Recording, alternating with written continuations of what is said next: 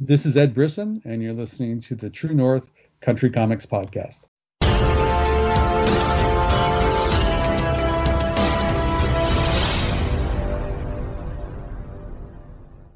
Welcome to the True North Country Comics Podcast, dedicated to promote Canadian comic book creators and supporters. It's December 10th, 2020. I'm John Swinimer. If you have a comment, criticism, or question, you can contact me at john@truenorthcountrycomics.com. On this episode, I chat with Ed Brisson about Catch and Release, a murder book. The podcast is available on Apple Podcasts and Google Podcasts. And don't forget to check out the new YouTube channel.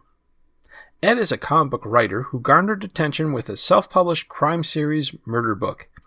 He followed that work with 4 other series that he's written and co-created, published by Image, Sheltered, The Field, The Mantle, and The Violent.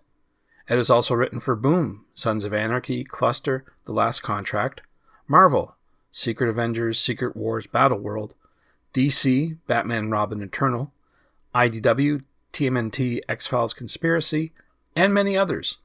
He's written New Mutants, Spirit of Ghost Rider, Mother of Demons, and Avengers of the Wasteland for Marvel. He's been nominated for the Joe Shuster Award for Best Canadian Writer several times. Catch and Release, a Murder Book is an original graphic novel about crime and consequence. It's written by Ed and lusciously illustrated by Lissandro Esterin for Redneck Strange Skies of East Berlin. The standalone graphic novel will be published in an exclusive hardcover edition for Kickstarter backers. So, without further ado, here's my chat with Ed Brisson about Catch and Release, a Murder Book. So, Ed Brisson, thank you very much for taking time to chat with me. No problem. Thank you for having me on. Yeah, I appreciate it. So we're here talking about your new project, Catch and Release, a Murder Book. I know you're probably all talked out about it, but I wanted to get your insight into the project and ask you a little bit more about it, if you don't mind. Yeah, no, let's do it. I'm always excited to talk about it. So for people who aren't familiar with this, what can you say about your new project, Catch and Release, a Murder Book? So Catch and Release is the first sort of full-length murder book story, and which I guess I should back up and say that Murder Book is a series of crime stories that I wrote for several years, starting all the way back in 2010. And most of the Murder Book stories up until this point have been short, 5 to 20 page stories, usually with different artists. There's a few artists who've returned for a few appearances, but they're all self-contained short stories. Now, I haven't written a murder book story in about 5 years, not since I started working for Marvel and just doing a lot of big 2 work, but it's a series I always meant to get back to. And with this pandemic going on, there's a lot of work slowdowns, and so I had a bit more time on my hands, and I figured I would finally get back around to this. And so I wrote Catch and Release, which originally was going to be a short story, but as I worked on it, it just sort of evolved into this much longer story. So it became like a graphic novel rather than a short story. So yeah, it's a story that's set up here in Halifax, where I'm living these days, about a car thief who is desperate and broke and steals a car, and along with his friend concocts this plan where they're going to try and sell this car through put an ad up online for the car for sale, and they're going to try and sell it. But rather than actually selling it, because they don't have the papers to do it, their plan is to sort of lure unsuspecting buyers out to the middle of nowhere, to a remote location, and rob them for the money that they're bringing out to buy this car with. And their hope is to maybe do this a couple times so that they can sort of get their heads back above water, pay their back rent and all that sort of stuff. And for the main protagonist, Andrew, who's doing this is sort of a return to a life that he used to live and thought he'd left behind, but he's sort of in a desperate spot and figures, he'll dip back into this lifestyle just for this one time, just to get back ahead. So the story is largely about him concocting this plan, and the plan sort of, we're at the moment where they're trying to pull it off right near the beginning of the book. So the book is actually largely about the sort of fallout from what happens when they try and pull this plan off. Their first victim is a student who is about to leave Halifax to move to Vancouver, whose car just died, and he desperately needs a new car and fast.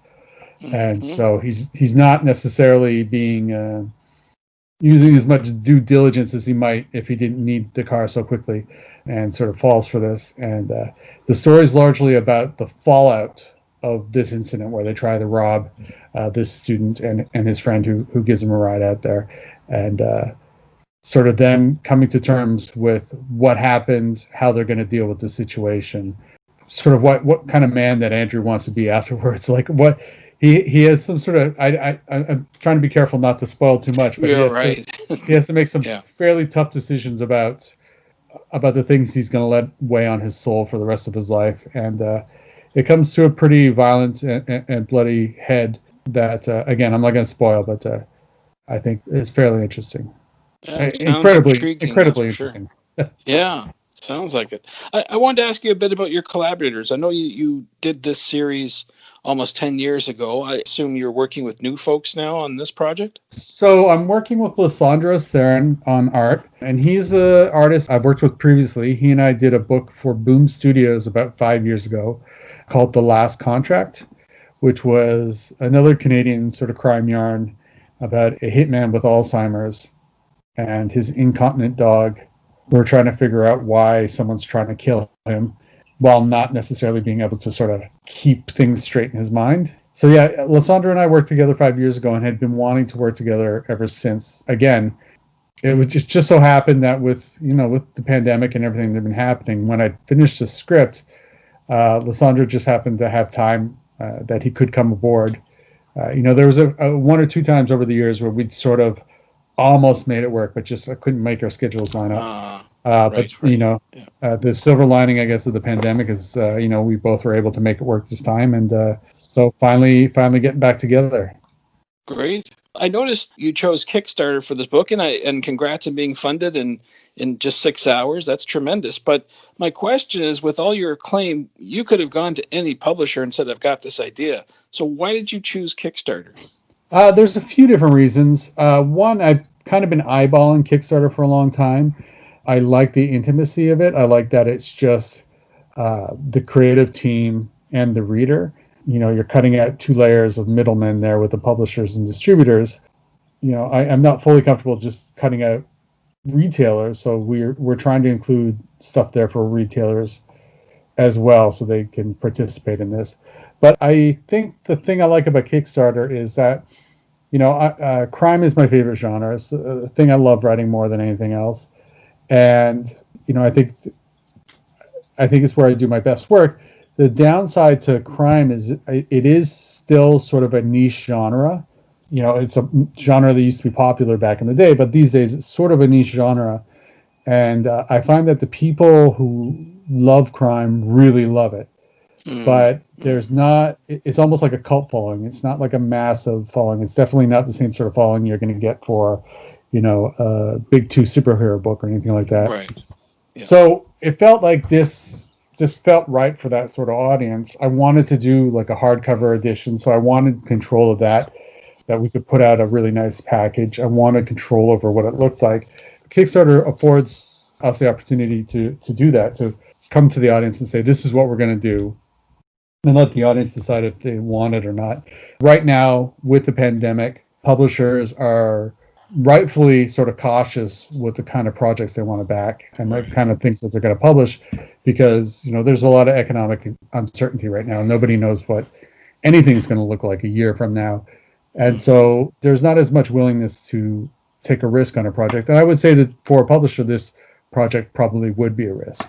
And whereas a publisher probably needs to move, a minimum, I would say probably of 4,000 to 5,000 copies of this hardcover, we really, to go to Kickstarter, we need like 400 or 500, people to back it. So I think it's just, it allows us to reach out an audience that wants the book directly. It allows us to sort of interact directly with them, and gives us the opportunity to create sort of what might be more of a niche product for the audience that wants it. Yeah, that makes sense. Absolutely. So that leads into my next question. I'm not going to ask you if you're tired of doing superhero stories, but I do want to ask you if your preference is to do mainstream comics or more creator-owned projects.